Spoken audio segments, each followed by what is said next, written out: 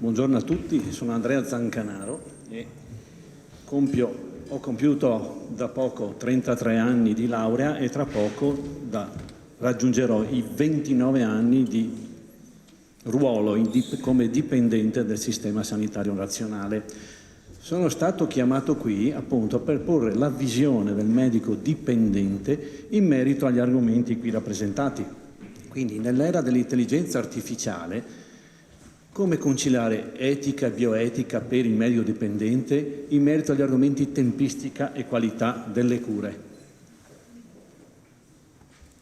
Ok, innanzitutto, prima di chiarazione, era dell'intelligenza artificiale, questa relazione non è stata scritta dall'intelligenza artificiale, l'ho fatta io, l'avrebbe fatto meglio probabilmente ChatGPT. Allora, ripeto, argomenti: medico dipendente, come conciliare la deontologia nell'era dell'intelligenza artificiale con la tempistica e la qualità delle cure. È stata l'occasione per rileggere finalmente questo documento, cioè il codice deontologico in vigore, e sono andato a spulciare gli articoli in merito più interessanti. La figura del medico dipendente è affrontata negli articoli 68 e 69, non solo lui, vedete, perché si dice che la regola vale indipendentemente dalla natura giuridica del rapporto di lavoro. Comunque, il medico che opera in strutture pubbliche e private ovviamente concorre alla finalità sanitaria delle stesse, tuttavia ciò non lo esula dalla potestà disciplinare dell'ordine e al dovere di rispetto delle norme deontologiche. Quindi, qualora trovassero dei contrasti tra le norme deontologiche e le finalità, ovviamente, della struttura in cui opera, sollecita l'intervento dell'ordine al fine di tutelare i diritti dei pazienti e l'autonomia professionale, l'autogoverno. Dell'autonomia siamo gelosi noi medici. In attesa di composizione del contrasto, il medico comunque assicura il servizio, salvo casi gravi di violazione dei diritti delle persone. Stesso discorso per chi all'interno della struttura ha la funzione di direttore sanitario, anzi di più, perché assurge a garante del rispetto delle norme deontologiche il direttore sanitario. Inoltre deve collaborare con l'ordine competente per territorio nel mantenere il rispetto delle norme deontologiche. Avanti. Parliamo di qualità delle cure. La definizione non è poi in realtà così semplice, sembra scontata, però è una caratteristica essenziale e indispensabile dell'assistenza sanitaria. Già dal 1992 nel decreto legislativo 502, che dice riordino delle discipline in materia sanitaria, la legge ha introdotto l'utilizzo di sistemi di verifica di controllo della qualità delle prestazioni del sistema sanitario nazionale. Si auspica un continuo miglioramento di quello che il sistema sanitario realizza per la persona assistita, e tutte le strutture sanitarie sono tenute a sviluppare sistemi di miglioramento della qualità e a rendere pubblici e trasparenti i risultati. Per l'organizzazione come si può valutare questo? Ci si vale di indicatori di qualità. Sono questi rappresentati indicatori di struttura, indicatori di processo, indicatori di esito positivo oppure negativo, ma per il professionista e per il cittadino la qualità delle cure è una definizione magari diversa, non è fatta di indicatori, e tra le definizioni che ho trovato più appropriate è questa che riporto qui, insomma. È una combinazione di efficacia teorica e pratica, di efficienza, di accessibilità, di appropriatezza, di competenza e soddisfazione. Quindi fare solo ciò che è utile nel modo migliore, con il miglior costo, a chi soltanto veramente ha bisogno, facendo fare le cure a chi è competente per farlo, ottenendo i risultati migliori possibili. Una cosa importante: la sicurezza è legata a doppio filo a questo concetto della qualità. Non ci può essere molta qualità se non c'è sicurezza. La qualità affrontata nell'articolo numero 6 del codice deontologico. Vale la pena praticamente leggere tutto, questo sono poche righe. Il medico fonda l'esercizio delle proprie competenze su principi di efficacia e appropriatezza, li aggiorna alle conoscenze scientifiche disponibili, esercita una costante verifica e revisione dei propri atti, sempre il dubbio ci deve portare avanti. Il medico in ogni ambito, quindi anche come dipendente, persegue l'uso ottimale delle risorse pubbliche e private, sempre salvaguardando efficacia, sicurezza e umanizzazione dei servizi sanitari. Contrasta, infine, ogni forma di discriminazione nell'accesso alle cure. Ma abbiamo parlato di qualità, adesso tempistica, che è l'altro argomento. Tempistica significa programmazione dei tempi di produzione, o meglio di realizzazione di un processo produttivo, un termine forse che va meglio per industriali. Comunque può essere intesa come tempi di attesa o come tempario prestazioni mediche. Tempario a noi medici è un termine che risulta antipatico, ci dà l'idea del modello Ford, ci fa sentire operai di una catena di montaggio di produzione di automobili privi di autonomia, ma ne parleremo dopo. Per quanto riguarda i tempi d'attesa, sappiamo tutti che è una nota veramente dolente, un'indagine di altro consumo, qui spero che si veda, che è la più importante organizzazione di consumatori in Italia, ha interrogato molti utenti e come si vede dalle barrette rosse, si vede che negli ultimi anni, è stato fatto nel 2022 questa indagine, ok? Ci sono stati, avete avuto difficoltà con prenotazione col sistema sanitario per visite mediche o qualunque altra prestazione a causa delle liste d'attesa troppo lunghe? L'81% ha risposto sì e i risultati sono che fino al 5% hanno rinunciato alle cure e fino al 70% si è rivolto al privato. Calca la mano gli esperti della Fondazione Gimbe, che un po' assurge al ruolo di opinion leader in termini di politiche sanitarie. Le liste d'attesa sono un gravissimo problema, sono state peggiorate ovviamente dalla pandemia. Una recente audizione dell'Istas, secondo questa recente audizione, la quota di persone che ha dovuto rinunciare a prestazioni sanitarie è passata dal 6% nel 2019 all'11% nel 2021. E se è vero che nel 2022 si è recuperato, l'ostacolo principale a fornire le cure e di qualità al paziente sono soprattutto le liste d'attesa rispetto alle rinunce per motivi economici. La spesa privata è aumentata e nel 2020 oltre 600.000 famiglie hanno dovuto sostenere spese catastrofiche con importante impatto economico, cioè insostenibili rispetto al budget familiare. E quindi ci sono stati impoverimento per molte famiglie, in particolare nelle regioni meridionali.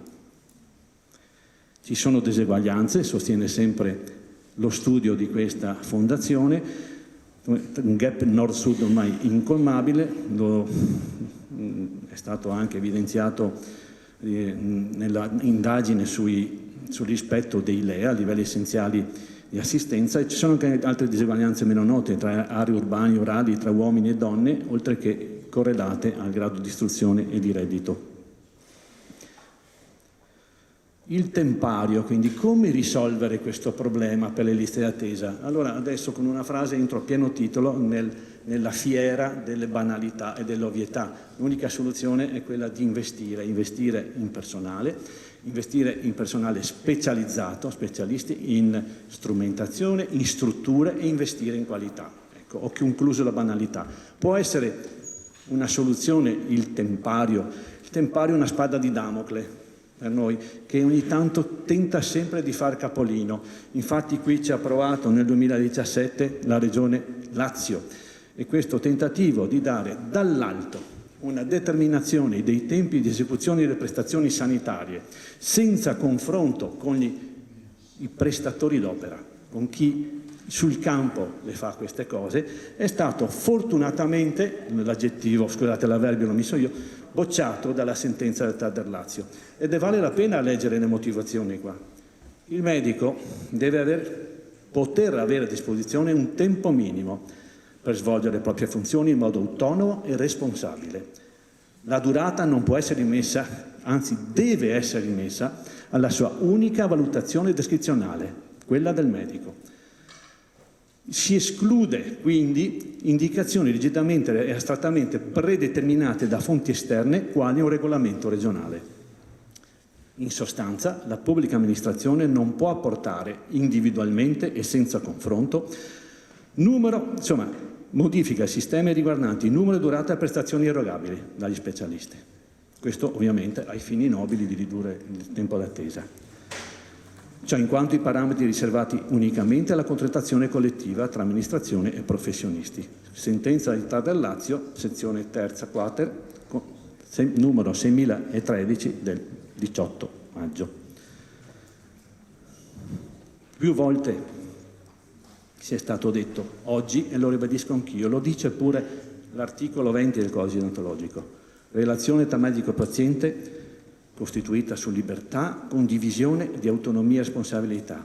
E alla fine, leggete bene, l'ultima proprio, considerando il tempo di comunicazione quale tempo di cura, perché il paziente ha diritto a un'informazione comprensibile e completa. Ci deve essere il tempo di relazione, una relazione efficace, una relazione basata sull'empatia cognitiva e non magari emotiva, e anche il tempo per il consenso informato, perché non è un semplice documento su cui mettere firma e timbro, informazione e alleanza diagnostica terapeutica con il paziente, che è qui rappresentato anche dall'articolo 33 del codice deontologico. L'informazione deve essere, adeguata alla capacità di comprensione della persona assistita, corrispondendo ad ogni richiesta di chiarimento, tenendo conto della sensibilità e reattività emotiva del paziente. L'overbooking può essere una soluzione? No, penso. Più persone nella stessa attacco oraria, 3 pazienti alle 10:30 nell'ambulatorio. Non sembra che sia una buona soluzione, anche perché la vedo difficilmente conciliante l'overbooking con quanto dice l'articolo 70, e anche questo, scusatemi, lo leggo tutto. Il medico non assume impegni professionali che comportino un eccesso di prestazioni, tale da pregiudicare la qualità della sua opera e la sicurezza della persona assistita. Quindi deve esigere da parte della struttura in cui opera ogni garanzia affinché le modalità del suo impegno e i requisiti degli ambienti di lavoro non incidano negativamente sulla qualità e sicurezza del suo lavoro e sull'equità delle prestazioni.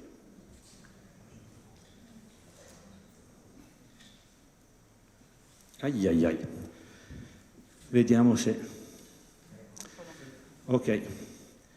Tralasciamo le critiche al nerfondismo perché il tempo è breve, e l'ultimo argomento, visto che parliamo di intelligenza artificiale, anche questa non è mica stata già dimenticata dal codice deontologico, e questo viene espresso dagli articoli 78 e 79 e dalle successive su indirizzi applicativi allegati. L'intelligenza artificiale, secondo gli esperti dell'Istituto Humanitas di Milano, università anche privata, ne parlano bene, l'intelligenza artificiale è destinata a migliorare il lavoro del medico e quindi i potenti algoritmi arriveranno ad avere un ruolo preponderante nella professione medica, perché concedono ai medici più tempo per le interazioni umane, e le interazioni umane sono tempo di cura. Può sostituire l'intelligenza artificiale il medico? Sembra di no, ma questo è un testo scritto proprio con l'intelligenza artificiale il 2 maggio del 2023 da un giornalista professionista. Sembrerebbe confortante, ma dice: non è probabile che l'intelligenza sostituisca completamente i medici, ma può essere utilizzata per aiutare. Tuttavia, ci consola il giornalista, ci consola ChatGPT, perché è questo programma, questa app a scriverla. Ci sono alcuni aspetti della pratica medica che richiedono ancora la presenza di un medico esperto, ad esempio relazione medico-paziente, gestione del dolore, comprensione dei bisogni e delle preoccupazioni del malato. L'aspetto umano della cura è ancora delegato all'essere umano medico. E quindi non è probabile, perlomeno nel prossimo futuro, che l'intelligenza artificiale ci sostituisca completamente. Tuttavia, ChatGPT ha già dimostrato, in questo studio che mi legge sotto, di essere in grado di superare un difficile esame di abilitazione alla professione medica negli Stati Uniti. Inoltre, un altro studio qui rappresentato, ovviamente, che è stato fatto nella rete AskDocs, una rete di circa 452.000 membri che risponde a domande mediche e ai pazienti. Allora, il team che ha fatto lo studio ha verificato le risposte dell'intelligenza artificiale e quella dei medici. I risultati sono interessanti. Le risposte dell'intelligenza artificiale sono state risultate. Lo studio in cieco è stato fatto, okay? significativamente superiori in qualità rispetto a quelle di medici. Le percentuali sono quelle di qualità buona o molto buona, 78% per l'intelligenza artificiale contro il 22% di medici. E ancora peggio quando parliamo di empatia, perché quasi 1 su 2 erano molto empatiche nel caso dell'intelligenza artificiale, mentre precipitiamo il 4% nel caso del medico essere umano. Secondo gli autori di questo studio, loro concludono così: l'intelligenza artificiale potrebbe assistere i medici nella gestione dei messaggi di posta elettronica oppure per altro sistema social, migliora il flusso di lavoro e potrebbe insegnare ai medici a ottenere una comunicazione incentrata sul paziente, eliminare le disparità sanitarie e a fornire cure di qualità superiori e più efficienti. Vi ringrazio dell'attenzione.